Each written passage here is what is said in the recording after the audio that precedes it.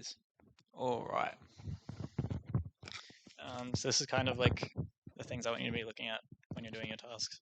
Obviously, you get your sim done first. Follow the tutorial and stuff. But afterwards, this is the kind of thing I'd like to be seeing.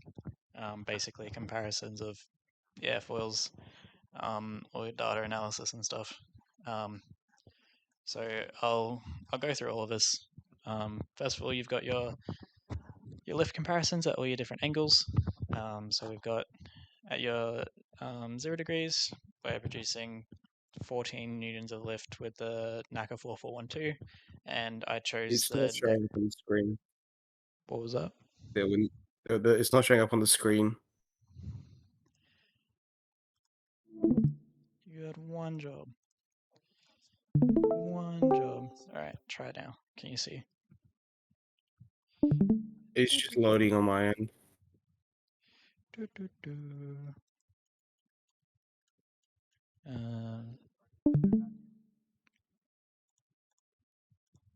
Is it good now?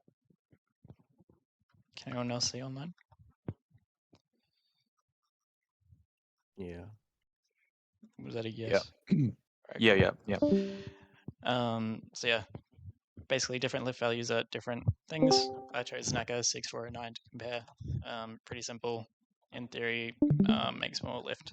As we can see in here, at 0 degrees, it makes about 25% more lift. 5 degrees, a little bit more, but as you can see, once you get to 10, they're about the same.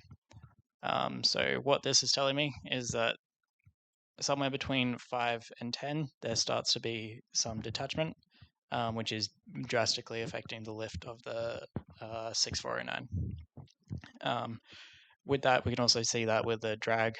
So the drag is pretty even for 0 and 5, and then at 10, drag is dramatically higher than your 4412.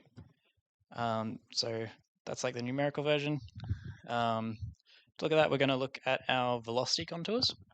So this just shows all the velocity at all the points with the color, pretty much.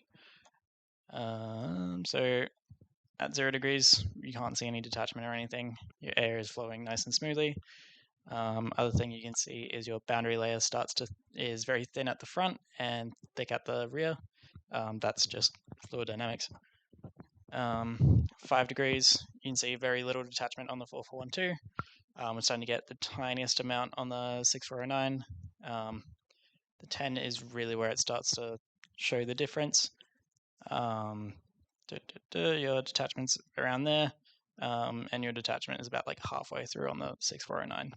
So that is probably what's causing your increased drag and reduced lift. What was that? Why it detaches. The air struggles to stay attached to the airfoil skin, and it will take the path of least resistance and separate. That's why you get your detachment. So the main difference between these two airfoils, I'll also mention, is your 4412. The way the 4-digit NACA profiles work, 4 is your camber degree, so 4% camber. Your second 4 is, I can't remember what that one is. What's the second 4? It's like 40 something.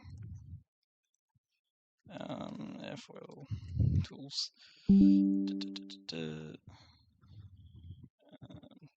Oh, you're kidding.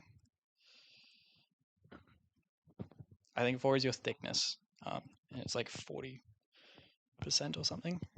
And then your 12. Okay, yeah. Max camber position, sorry. So we run a 4412 here. Your max camber will be 4% at 40% of the airfoil's length.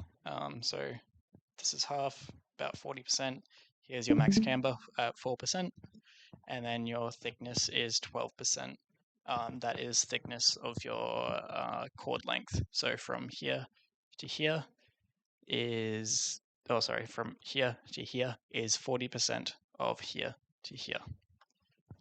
And then basically different measurements for your 6409. Your 6409 has a higher camber, which is what allows it to produce a lot more lift. It's basically accelerating the air a lot more drastically underneath. As you can see, that even at -10 angle of attack, the red region, high velocity, is relatively big, but on the 6409, it's significantly bigger.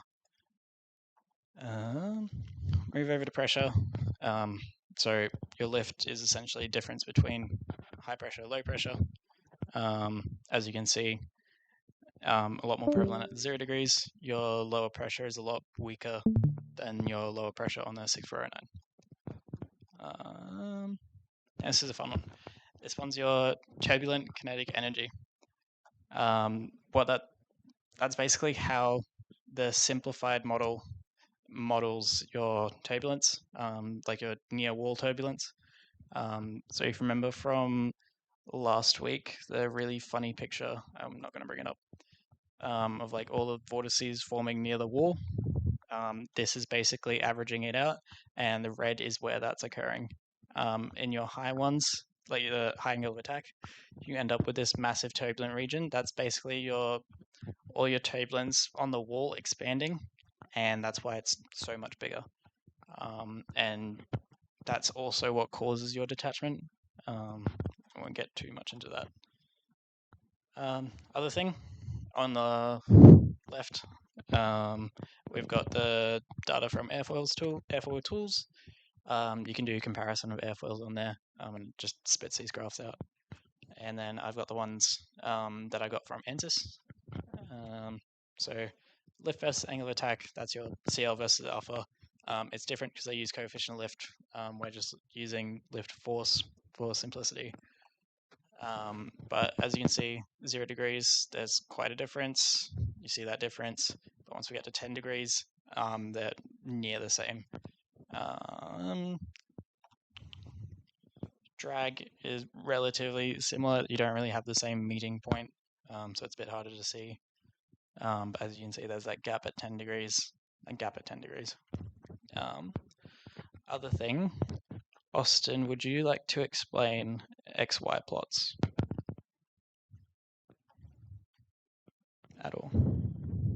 Yeah, I can do that. Cool. Basically, it's showing your static pressure distribution as you go across your airfoil. What I really love about these is it kind of shows you that there's a cap on how much high pressure you can get on a airfoil. I think it's around about 100 Pascal. Can't quite. These ones are a bit weird because they seem to be lines rather than like it should be two squiggly lines. But Yeah, it output really you can badly. kind of see. Yeah, traditionally you'll be able to see that the high pressure is kind of capped at how far up and go. You can see there's not much above the 0% line. There's a big peak there because your stagnation point will be on the upper end of your profile, This is which you your can see in these pictures here, that red zone. And then you can see that your low pressure can go significantly lower in the pressure range. So basically what it's showing you is that where downforce comes from your low pressure region. But also the shape of of these XY plots is very important because it shows how well it will stay attached in certain conditions. And so by being able to read these, you'll be able to understand if your profile is performing the way that you want it to. Like you can see here, an extremely steep drop off, which is not what you want. The profile is definitely detaching at these higher angles. Whereas like the middle one, I think, is where it's performing at its best. Especially on the right hand side there, you got quite a large range in the low pressure region, and it drops off around about where you'd expect. So that's probably on the right hand side more of a near perfect, well not perfect, but a lot better XY distribution than the others would have. Thank you. Also, if we go back to CL versus CD, this is like your efficiency. It's mainly within that 5-degree region. 0 degrees is kind of in there. Your 10 degrees, it's dropped off massively. hence why you're seeing such a good distribution on this one. Does anyone have any questions? I kind of just info dumped. Please say yes.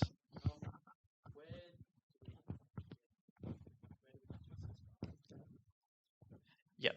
So all of this, it's done within the Fluent Solver. I can't remember. Austin, do you remember in the 2D tutorials, do they go over like every contour thing or just the basics?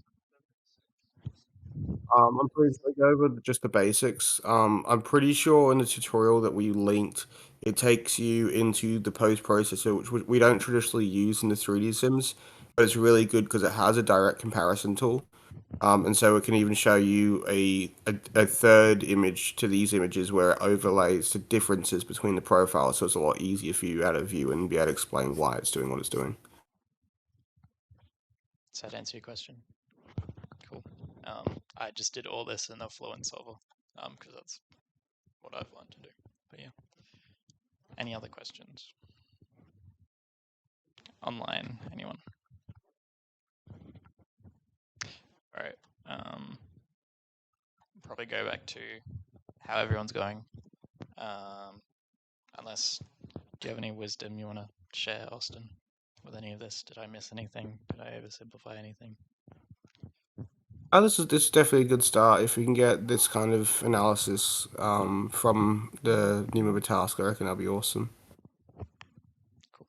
I'll also probably get you guys to like present as well, kind of do something similar to this. But yeah.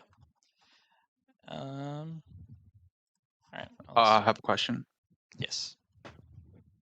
For the report, is there like a time limit with the presentation or some kind of like rough word count that you want us to aim for? Or?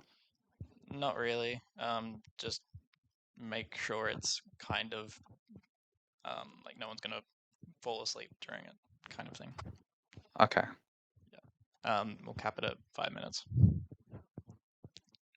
I don't think you'll reach 5 minutes, but yeah. It's quite literally just to show what you've learned and what you've explored during your report.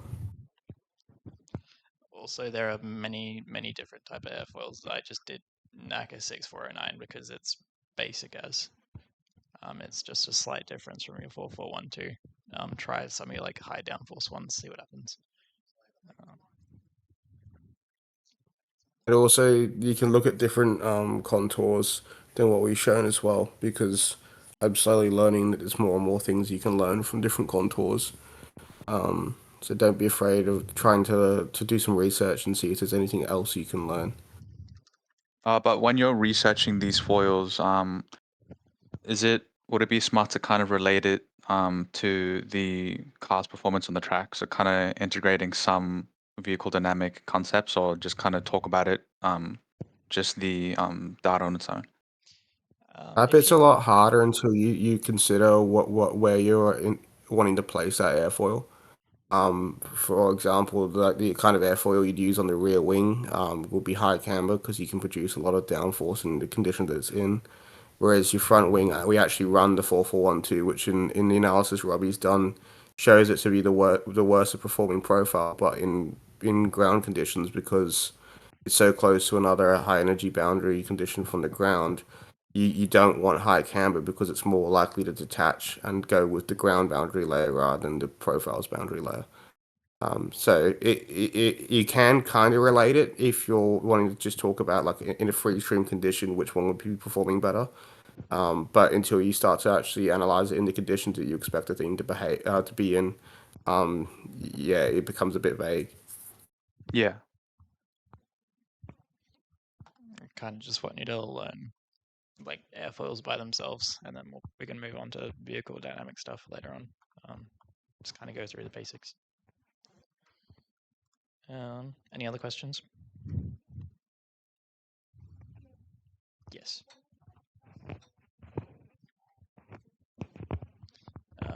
It's week 4 this week, right?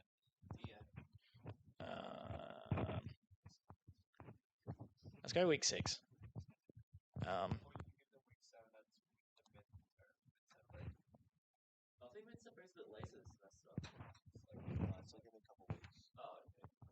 Okay, week 7.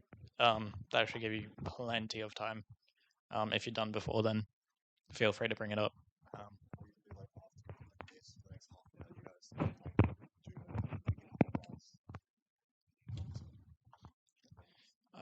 I'm gonna be honest, I did all of these in like 2 hours today, so it shouldn't take you that long. But yeah. Anything else? Going once, going twice. All right.